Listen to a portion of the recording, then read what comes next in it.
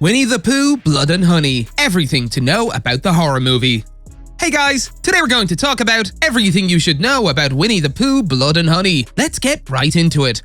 The excitement. Things entering the public domain are usually a good thing. It enables future generations of creators to take existing ideas and give them new spins, reintroduce those concepts to new audiences, and enjoy the rich creative culture that led to their initial creation. It came as a surprise to many and a joke to others when Winnie the Pooh, Blood and Honey began production shortly after Winnie the Pooh entered the public domain in 2022. Was it offensive? Maybe. Was it surprising? No, not always. What is certain is that the internet erupted with outrage and excitement shortly after the film's announcement. It is director and producer Rhys Waterfield's most popular work to date. Previous credits including Dinosaur Hotel and The Killing Tree. With a sequel already in the works as well as a similar reinterpretation of Peter Pan, it appears that Waterfield expects the film to be a hit with horror fans. Whatever happens, this is everything we know about Winnie the Pooh, Blood and Honey. Plot: Winnie the Pooh, Blood and Honey is based on a simple premise. After years of neglect from their childhood friend Christopher Robin, Winnie the Pooh and Piglet gradually become feral and desperate as they had relied on Robin for food.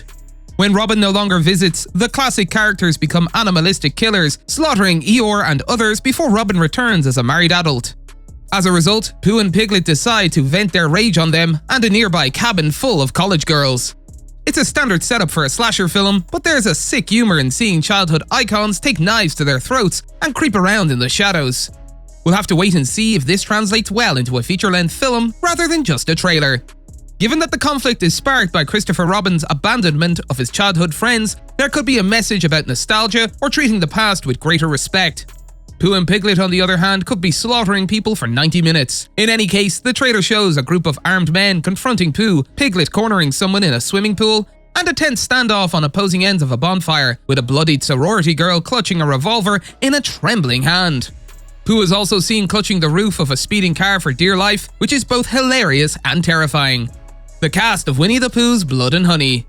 Craig David Dowsett and Chris Cordell will play Winnie the Pooh and Piglet respectively. Dowsett and Cordell have previously worked with Waterfield, appearing in Spider in the Attic, the Area 51 Incident, H.P. Lovecraft's Monster Portal, and 2022's Croc. Nikolai Leon, who also appeared in Waterfield's The Killing Tree, will play Christopher Robin.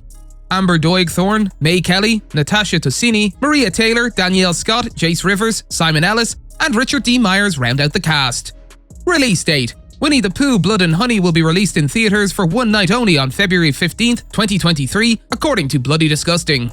Other territories are currently awaiting theatrical releases. As of this writing, there is no word on when Blood and Honey will be available on streaming and VOD.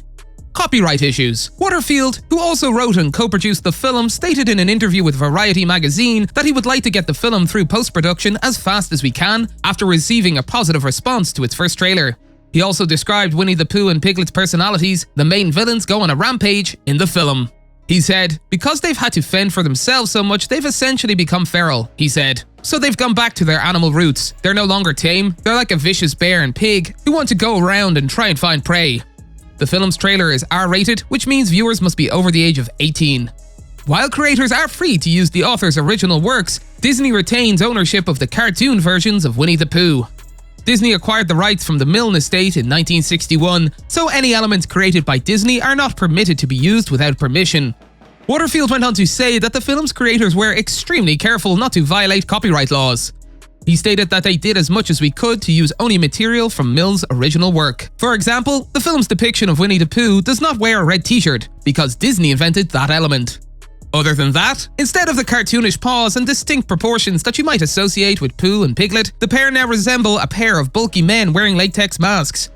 It all makes sense. There's already a film in the works about a killer bear on cocaine, and it allows the characters to engage in the slasher shenanigans that fans of the genre have come to expect. Unfortunately, if you're hoping to see Tigger or other Winnie the Pooh characters, you might be disappointed. Forbes pointed out that only the first in a series of Winnie the Pooh books became public domain, implying that Pooh and Piglet are likely the only killer animals in the film. This also means that the version of Pooh that comes to mind, a yellow bear dressed in a distinctive red t-shirt, will not be featured. That particular portrayal of the character is owned by Disney, and given their track record of extending copyright laws, we won't see anything like it for a long time. As a result, this version of Pooh will be dressed in what appears to be a flannel shirt underneath a pair of overalls. That's all for today, and we'll be sure to catch you all in the next one.